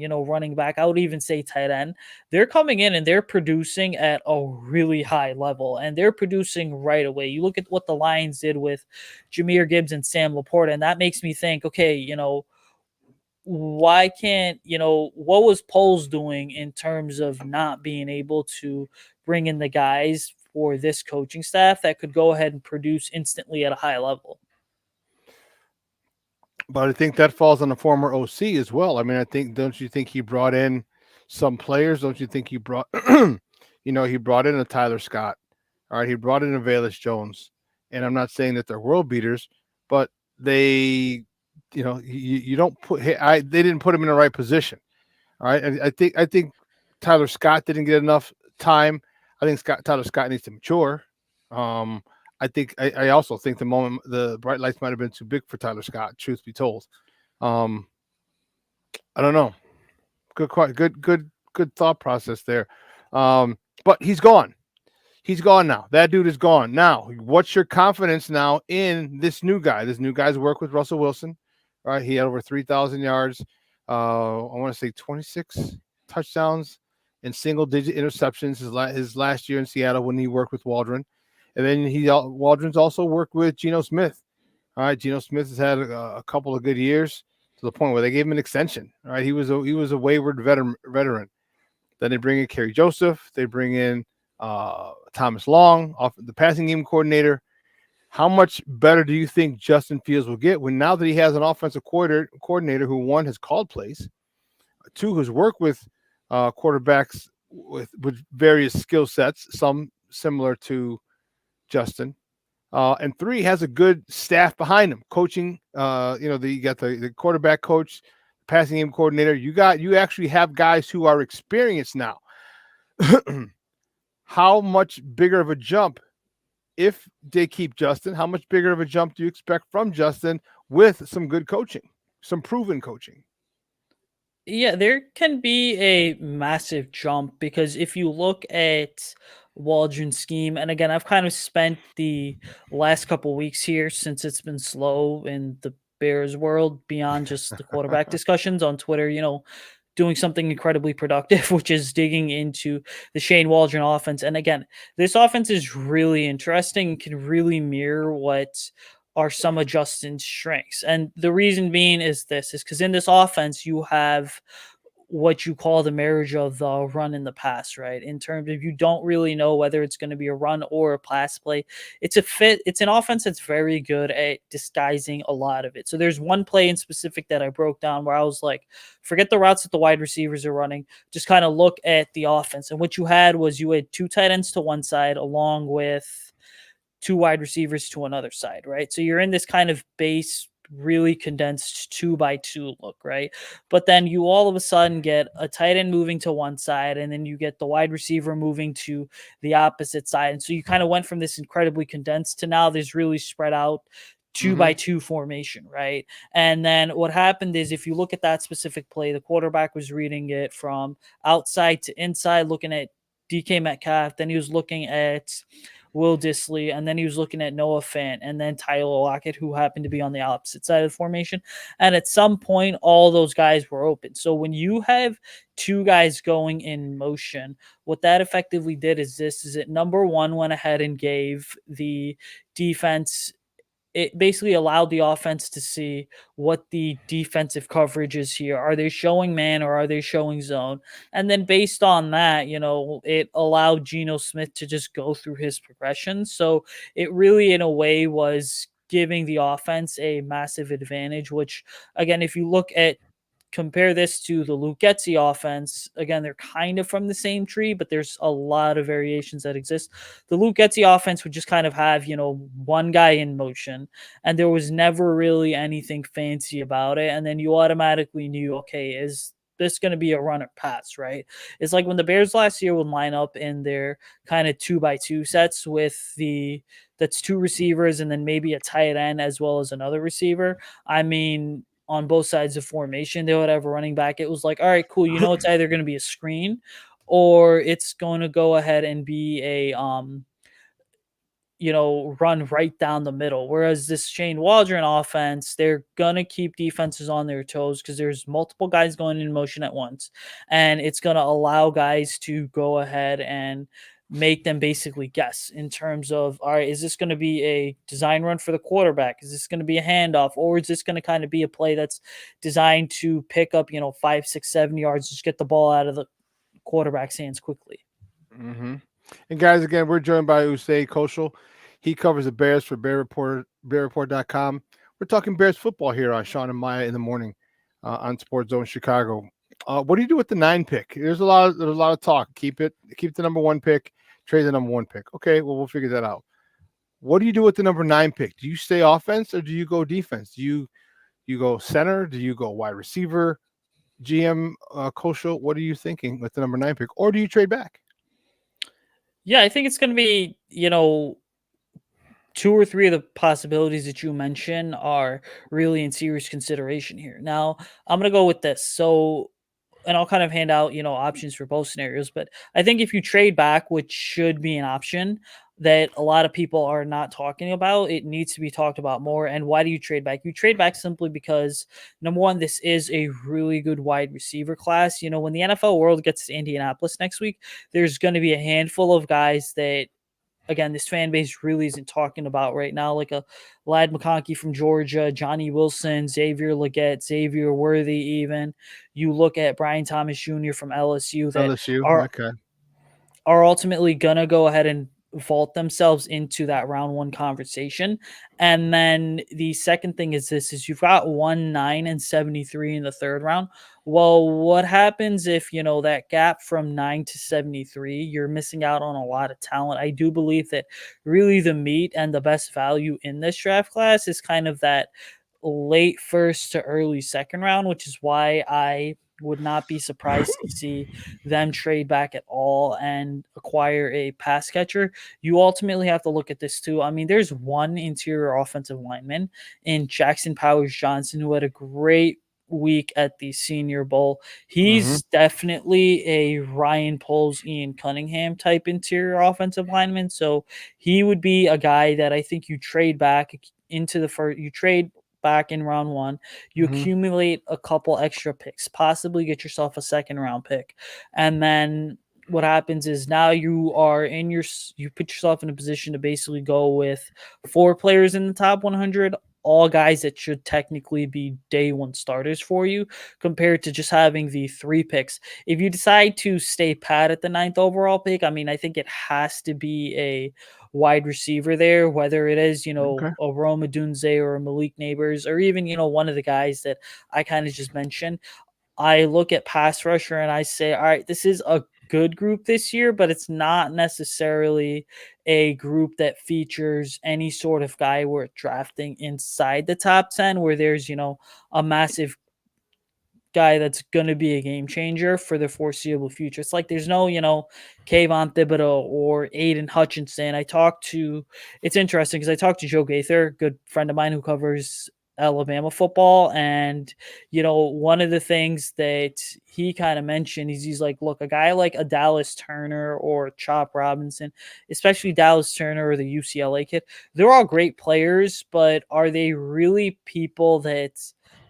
players that are going to come in and have this massive impact day 1? So I would definitely say this: at 9th overall, you're either trading back or you're standing pat and selecting another wide receiver, because that would ultimately give this team 2 first rounders at the wide receiver position and DJ Moore plus another rookie. And I'm going to be honest, I mean, I don't remember the last time that this team even drafted. Well, it would be 2015 that they drafted a wide receiver in the 1st round in Kevin White. Yep.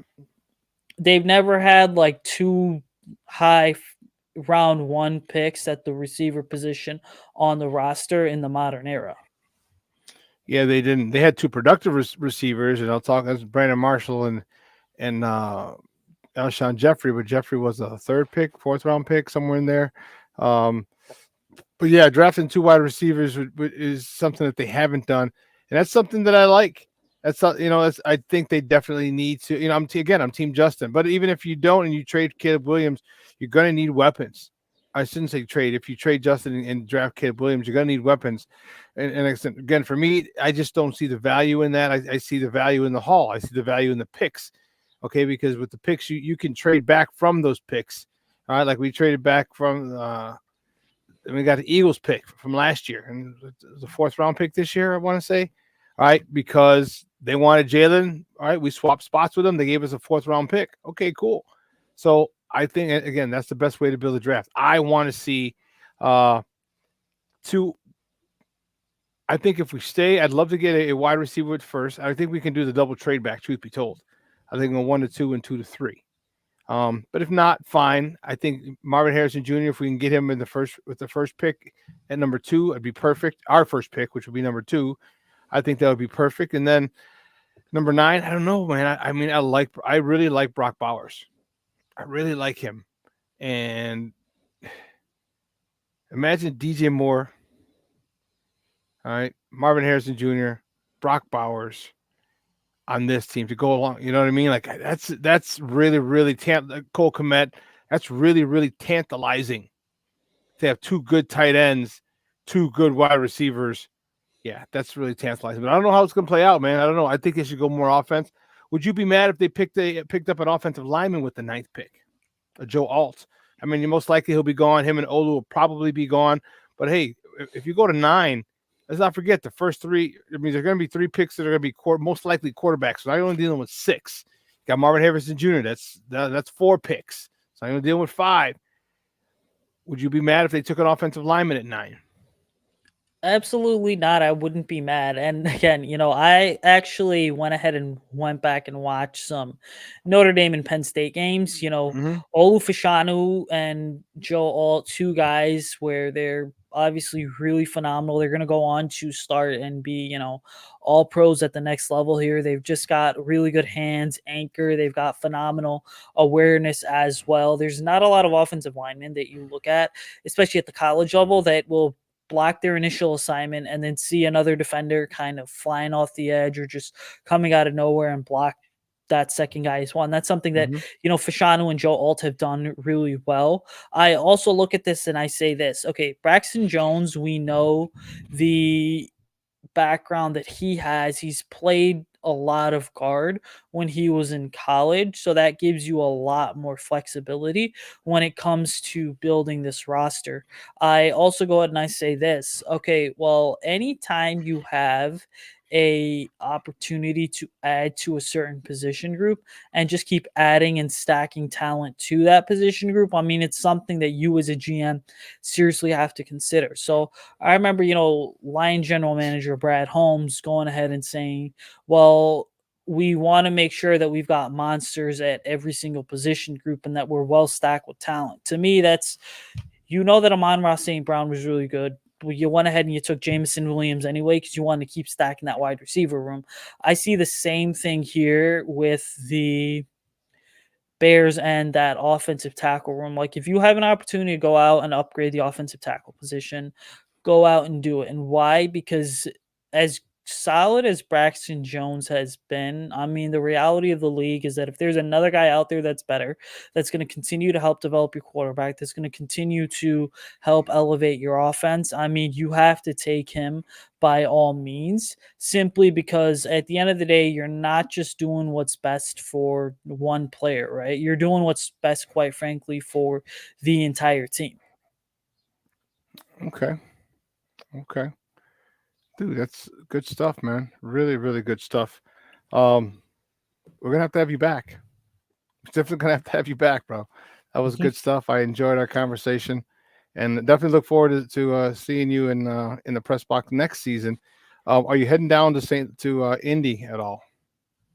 So I'm actually not going to be in Indianapolis for the combine. Just schedule didn't work out this year, but I do plan Okay. on being at for those of you guys that are watching and wondering, I will be at Hallis Hall for draft weekend, kind of sitting there and covering the whole thing, and just getting a chance to bring you guys a lot of really good coverage. And I'm immersed in Bear stuff year round with Bear reports. So yeah, kind of you guys can find all my coverage and everything there. Cool. Yeah, we're trying to decide if we want to go there or go to Detroit, but we'll see. Maybe Hallis Hall might be the move for us to be there with a whole bunch of other all the writers and things like that. But hey, dude, again, Usaid, great stuff, man. Great conversation. But before you go, I need you to let everybody know where they can find you and your work online.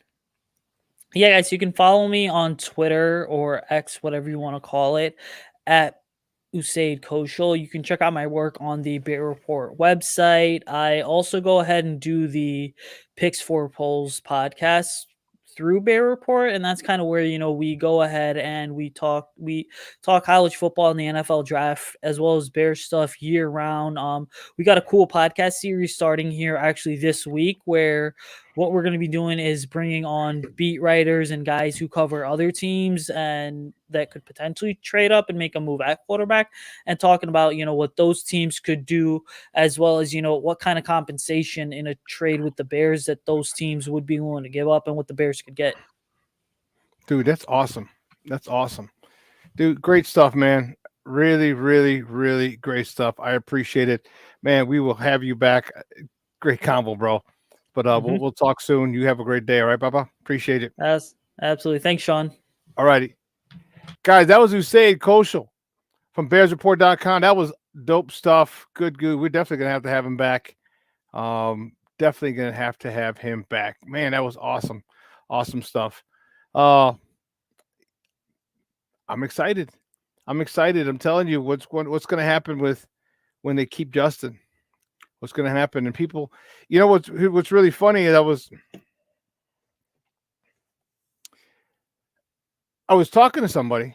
All right, did I post this? I didn't post it on Twitter. I tweeted it, but it was in a thread. I said people are saying move from Justin.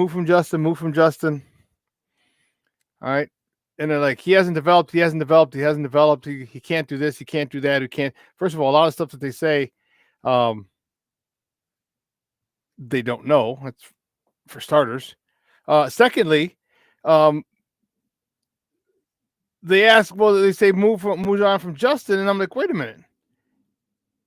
Has he had a chance to develop? They're quick to say, yeah, he hasn't had a chance to develop. He's been in a terrible situation, but move on from him anyway. Now that we got people to develop him. I'm like, well, that doesn't make sense. Well, like, yeah, it does because we have the number one pick. I'm like, we've seen what Justin can do at a high level. We just haven't seen it here because of the inconsistency.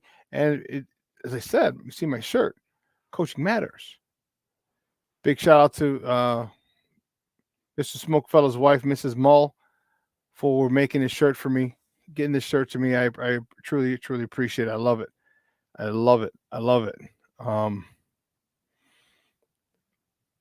But they're so quick to say, well, yeah,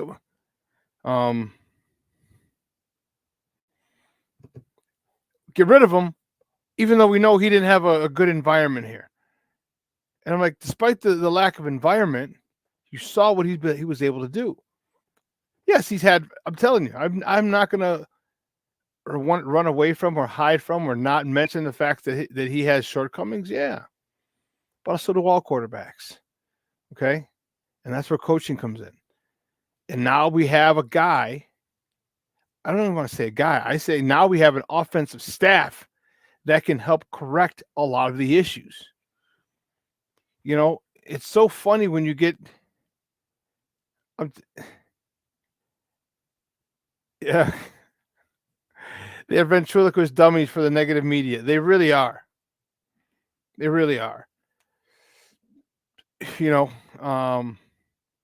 know, Junior, you're in earlier. You said you talked about a dude, and as I read some of these things, all right, and I hear the same stuff regurgitated and spit out at us. he doesn't read defenses. I'm like, okay, can you read defenses?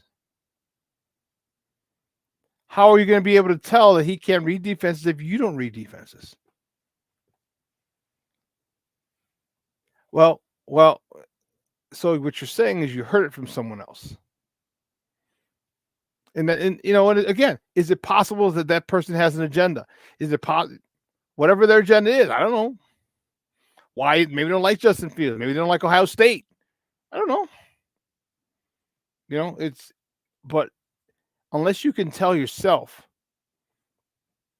unless you're able to read defense yourself, it's very difficult. Extremely difficult to sit there and say, well, he can't read defenses. Okay. Can you? To understand that he can't?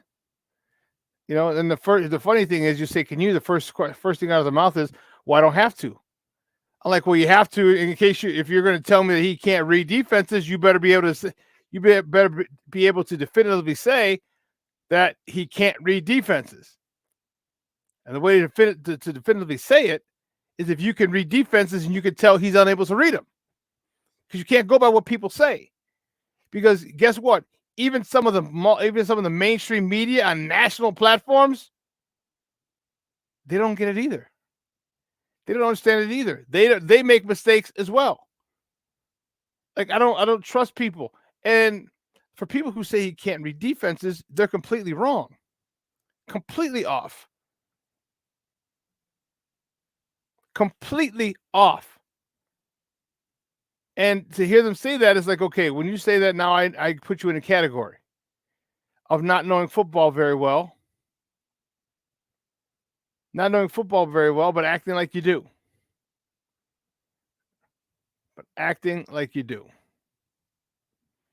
So it's crazy. I'm just looking for this haul. I'm looking for, 1 to 2. Even if that's the only trade and we get three assets out of it, perfect. Because that's 3 players opposed to 1. 3 players as opposed to 1.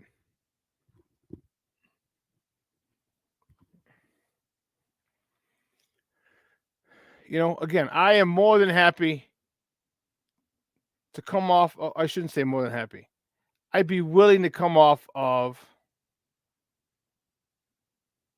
Marvin Harrison Jr. if we got a decent amount of picks. But we just had to trade down past a certain point where he's probably gone. I'll be okay with it if we get more picks. I'll be more than okay with it because we've seen what polls can do with draft picks. We've seen it. All right. We've seen it. And you also always want to get as much draft capital as possible because because at the end of the season coming up, you're going to need more. All right. You're going to need depth. You're going to need, and it's a constant process. And people say, well, you can only trade back so much. And it's funny when they say, well, you have all the draft picks in the world. I'm like, sometimes you just say, no, you're an idiot. Like, there's no need to be, a smart ass.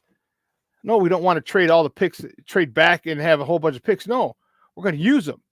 We're going to use them. We're going to use them to get an offensive tackle. We're going to use to get a wide receiver. We're going to use them to get a tight end. We're going to use it to get a backup guard, a swing guard, or maybe a free agency, or maybe undrafted free agent. Like, come on, man. Don't be a smart aleck. Excuse me. Sorry, I didn't mean to do that in your ear, which is why I muted myself that last one. But yeah, it's exciting. I hope I should find out this week if I get if we get credentials for the scouting combine next week. Man, that'll be dope. We're gonna find out if we get credentials next couple days. Tell you what, that will be dope if we're able to do that. I'm fired up. Bring you coverage from down there, do my show from down there.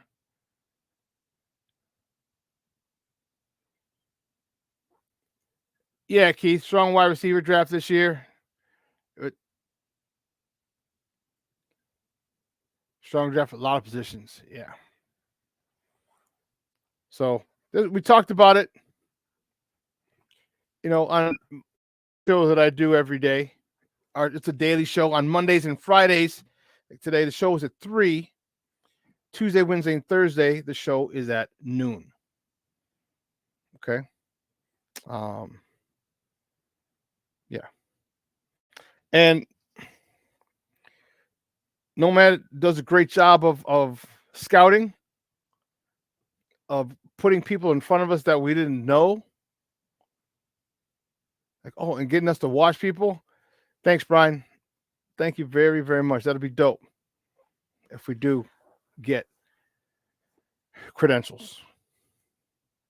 Then we can talk to these players. I'll get in there, ask them, interview them, and ask them a couple questions. How'd you feel? And whatever. Stay down there a couple days, get some video, excuse me. Yeah. Luis, take care, Papa. Thank you. You have a great day. Have a great week. Beast mode on. Oh man. I asked Usaid, I'm like, I asked about the lineman because it would not be sexy, but I cannot get mad.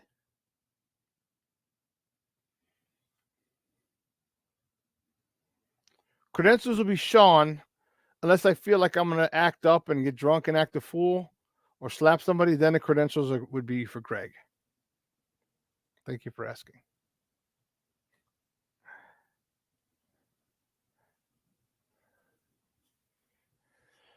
Yeah, great call. Yeah, the eye test, and that's the test that I look at. You can tell me all you want. You can tell me stats. You can tell me that that's great.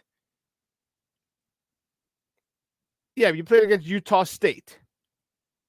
All right, had 375 yards. Come on.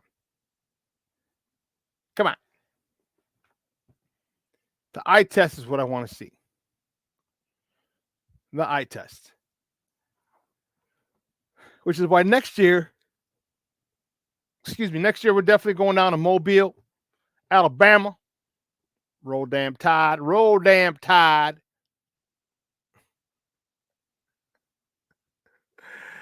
And I'm going to get to see these guys in the field in competition with one another.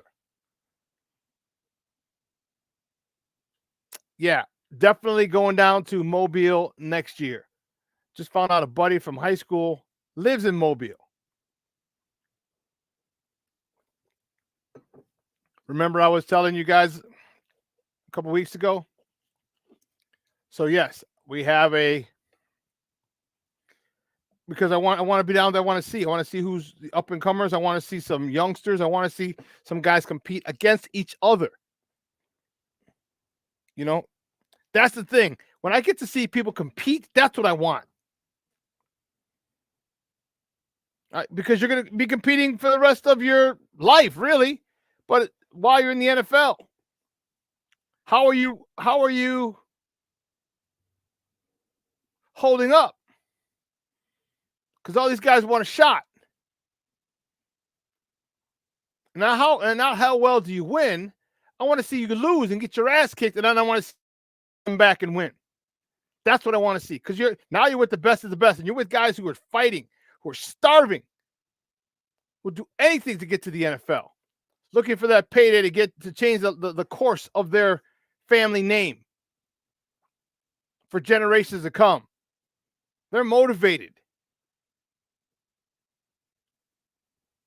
You got to bite, claw, scratch, everything you have to do to get ahead.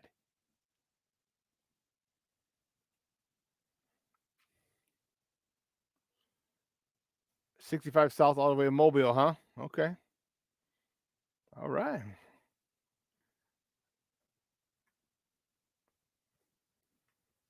But yeah, that's going to be fun. And having credentials, I'm very fortunate for this situation. And I want to thank my guys at War Media. We are Regal Radio. All right, those are the people who give me my credentials. And hopefully we'll be able to get a little more stuff next year. All right, I'll have another guy with me, which would be great. So we'll see. We'll see how it plays out. But it's a great time. And you get to ask questions. You get to get Justin Fields to, talk shit to you. I love it.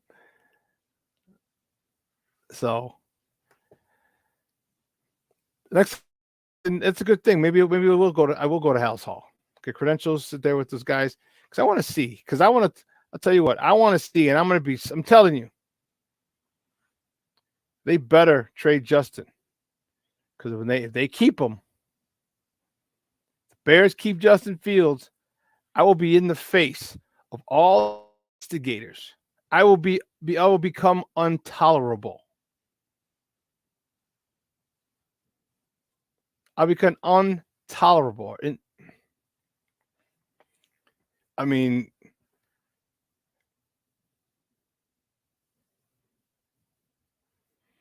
yeah. The negative, the narrative, the negative media that's going on, but it's just frustrating. People are not going to like me more than they already don't like me.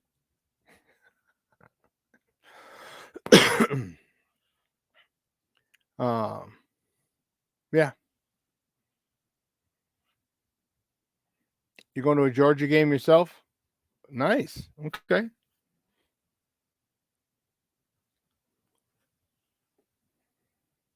It's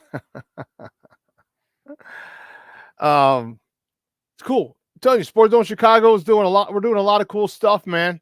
Next year we're gonna apply for credentials to get on Radio Row during the Super Bowl. Be down there, come at you from the Super Bowl. Where is it next year? New Orleans. Oh, Nelly. Whoa, Nelly. New Orleans next year. Woo, Charlie.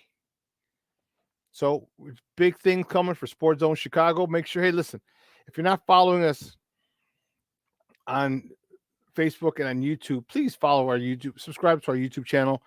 All right. It makes it a lot easier for us to maneuver.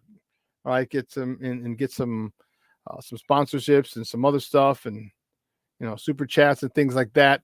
Make sure you subscribe to Sports Zone Chicago's YouTube page. Please do. Download our Roku channel as well. Okay. But we can do a lot with subscriptions. Yeah. Well, yeah, it'll be. Yeah, I'll be there at training camp this summer. I'll definitely be there. I'll get credential for a couple of days. I don't know if I'll be able to be there every day, but I'll see if I can get a couple of days with the media and watch practice and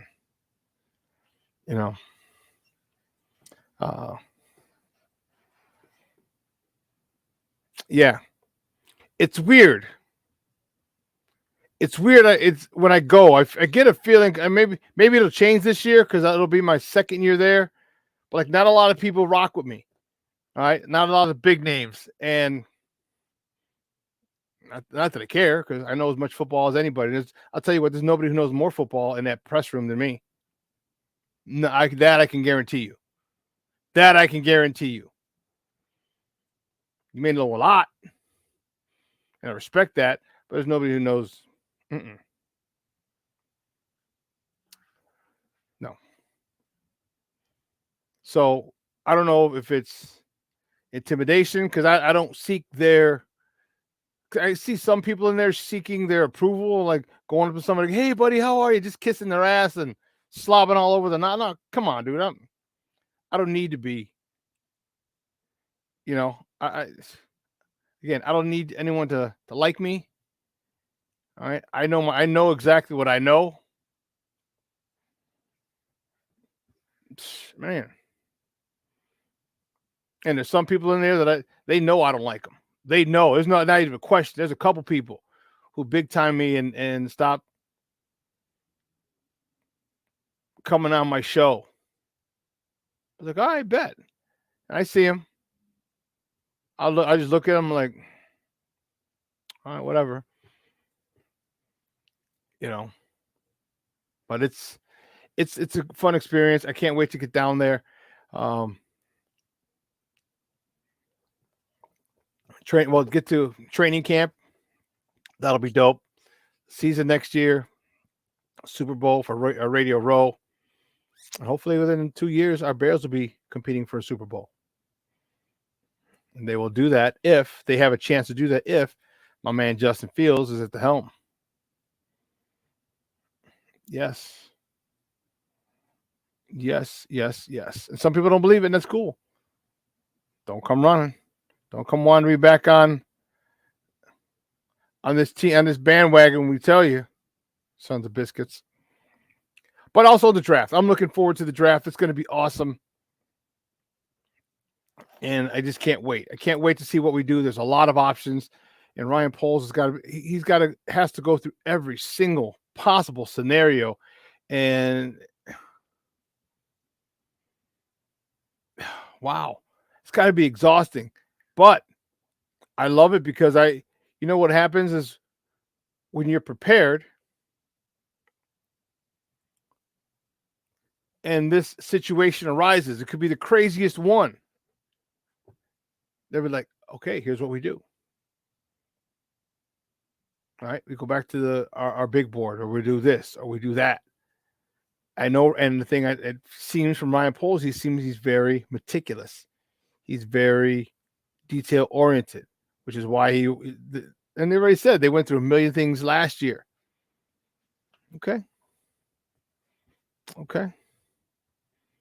So, hey guys, 2 hours is come and gone. What an awesome show. I want to thank my guest, Usaid Koshal from BearReport.com for joining us, talking Bears with us. He's on the team Caleb. All right, so I don't just get people who are on Team Justin. No. That would be doing a disservice to people, to Bears fans. You want to hear all sides. You want to hear us debate. You want to hear, and that's exactly what I'll do. I'm not going to be rude or disrespectful to my guests, but we'll have a serious discussion. I think that's what you guys like, but also it's what this situation needs. Is this banter? It needs debating. It needs to be, at the end of the day, we realize we're not saving the world's problems. So I want to thank Usaid Koshal again for coming on. Great stuff. Great stuff. Make sure you follow him on Twitter at Usaid. All right, Koshal. That's USAYD KOSHUL. Usaid Koshal. Okay, make sure you follow him on Twitter. All right, and check his podcast and articles out as well. But listen, it's Monday, so we got Second City Sports coming at you at 12:15. All right. We have the show with Nomad at 3. All right. We have a replay tonight of What's Up, Cuz? And then we have a special show tonight at 9 o'clock. All right. We got the Bears Den with War Media. We are Regal Radio with War Media with Saul Rodriguez and Joe Tanksley. That's tonight at 9 or 9:15. I got to check. So I'll be on all day. All right. So listen. So from everyone here at Sports Zone Chicago, my co-host in absentia, Maya Kai, Joe, Clarence Council III, our social media guy, and our executive producer, Elliot Bias. Guys, I'm your boy, the Superback, Shawn Sierra. Have a wonderful day. It's going to be in the mid-40s today. Man, have a blast. Get out there if you can. Enjoy it. Sit outside. If you're working, go take your lunch outside. Have a great day. Your boy, the Superback. I am out.